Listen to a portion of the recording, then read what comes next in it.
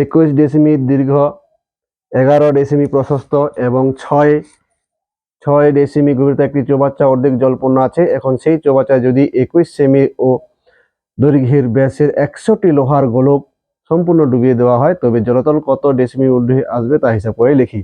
এই অঙ্কটি 2024-এর মাধ্যমিক পরীক্ষার জন্য খুব ইম্পর্টেন্ট। তাই দেখো কিভাবে আমি অঙ্কটি করতেছি। দেওয়া আছে একটি গোলকের ব্যাস, তাহলে আমরা লিখব একটি গোলকের ব্যাস, গোলকের ব্যাস হচ্ছে 21 সেমি। সেমিটাকে ডেসিমি করতে গেলে কি করতে হবে? 10 দিয়ে ভাগ করতে হবে। তাই আমি 10 দিয়ে ভাগ করলে কি পাবো? ডেসিমি পেয়ে যাব, ডেসিমি। আর 10 দিয়ে ভাগ করা মানে 2.1, এক ঘর আগে দশমিক দিয়ে দিলেই হয়ে যাবে। তাহলে এটা হলো 2.1 ডেসিমি ব্যাস। আর আমাকে বের করতে হবে ব্যাসার্ধ, কারণ ব্যাস দিয়ে অঙ্ক হয় না।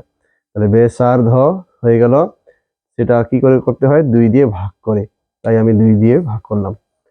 এবার একটি গোলকের ব্যাস হলো, তাহলে একটি গোলকের এখন আয়তন, আয়তনের সূত্র হচ্ছে 4/3 পাই আর কিউব। এদিকে লিখতে হয় ঘন ডেসিমি, ঘন ডেসিমি।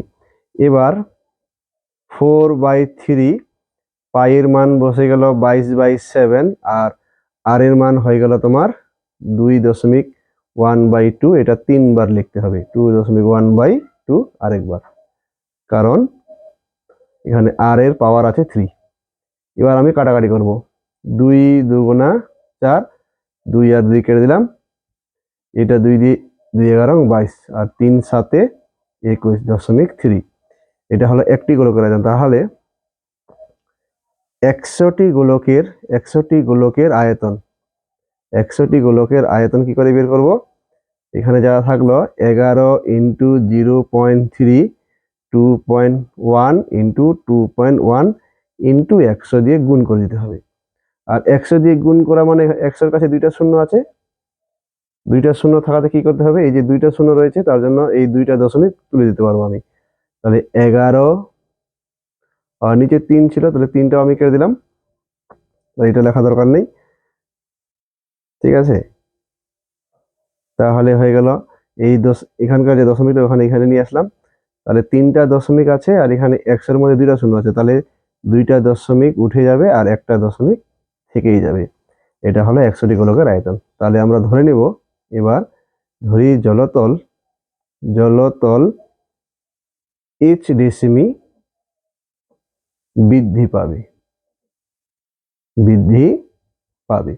তাহলে এ টি কিউ বইয়ে দেওয়া আছে, প্রথমেই দেওয়া আছে 21, তারপরে দেওয়া আছে 11, তারপরে আমরা ধরলাম h, আর এখানে বের হলো 11 × 21 × 2.1।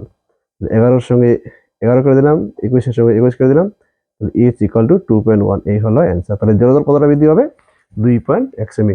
2024-এর জন্য কিন্তু এটি দারুণ ইম্পর্টেন্ট। যদি অঙ্কটি ভালো লেগে থাকে তবে লাইক করবেন, চ্যানেলটিকে সাবস্ক্রাইব করতে ভুলবেন না। ধন্যবাদ।